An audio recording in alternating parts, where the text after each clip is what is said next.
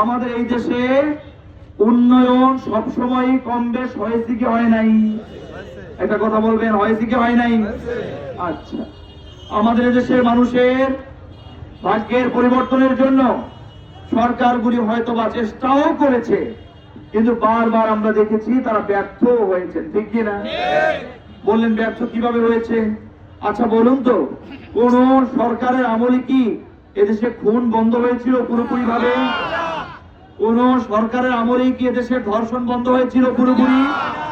কোন সরকারের আমলে এদেশের এমপি মন্ত্রীরা, জনপ্রতিনিধিরা সরকারের বরাদ্দ চুরি বন্ধ করেছিল? করে নাই।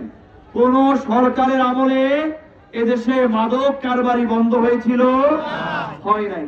কোন সরকারের আমলে আমাদের দেশের গরিব মানুষের যে বরাদ্দগুলি আছে সেই বরাদ্দগুলি নিয়ে ফল ছাতুরি টাল বাহানা, দল করলে তখন 2 গুণ পাবে, দল না করলে টাকা দিয়েও তার অধিকার পায় না, সব সরকারের আমলেই ছিল কি ছিল না?